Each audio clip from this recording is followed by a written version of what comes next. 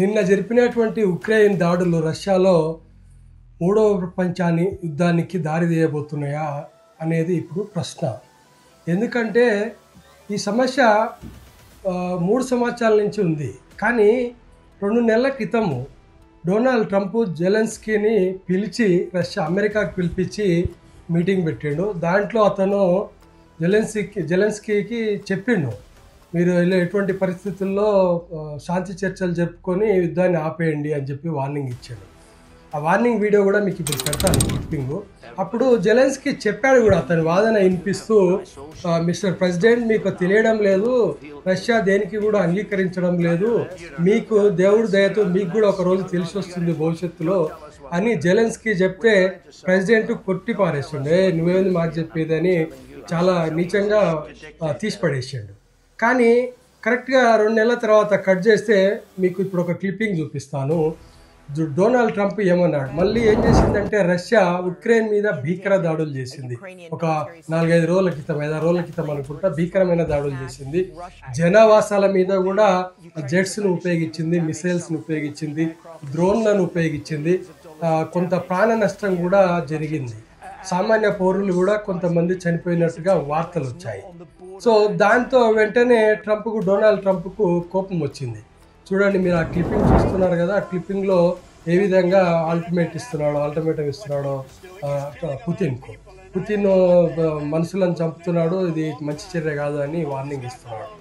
So దాని ఫలితం ఇప్పుడు మన జెలెన్స్కీ తోటి అప్పుడు విరమించుకోవాలని యుద్ధం అని చెప్పినప్పుడేమో ట్రంప్ ఆలోచన వేరే విధంగా ఉంది. నేనే మొత్తం ప్రపంచంలో శాంతి స్థాపకుని అన్నట్టుగా బిహేవ్ చేసాడు.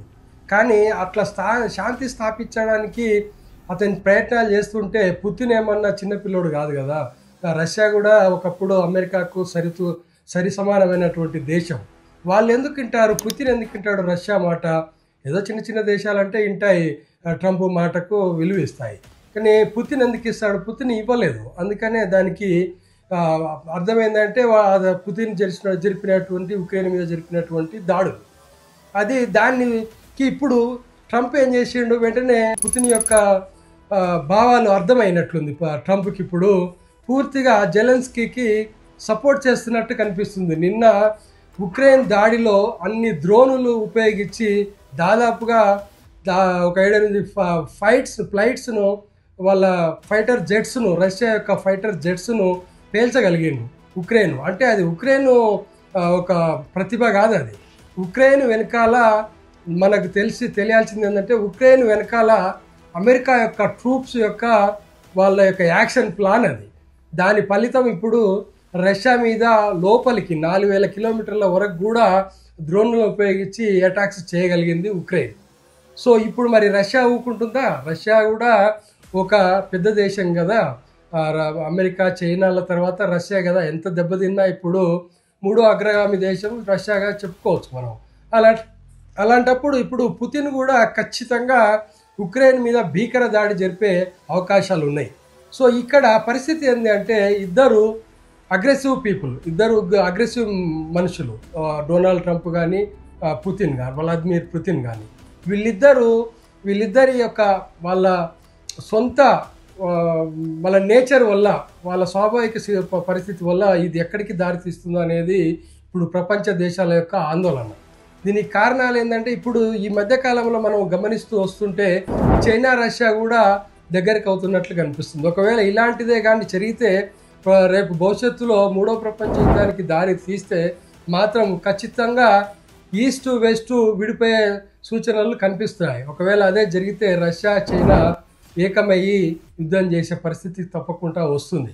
ఎందుకంటే చైనాకు అమెరికానే ఇప్పుడు పోటీ, ప్రపంచంలో అత్యంత దారుణమైన పోటీ 2 దేశాల మధ్య నెలకొని ఉన్న ఈ సమయంలో ఏమాత్రమైనా తప్పుటడుగులు పడితే మాత్రం ఇది 3వ ప్రపంచ యుద్ధం భయంకరంగా ఉండబోతుంది.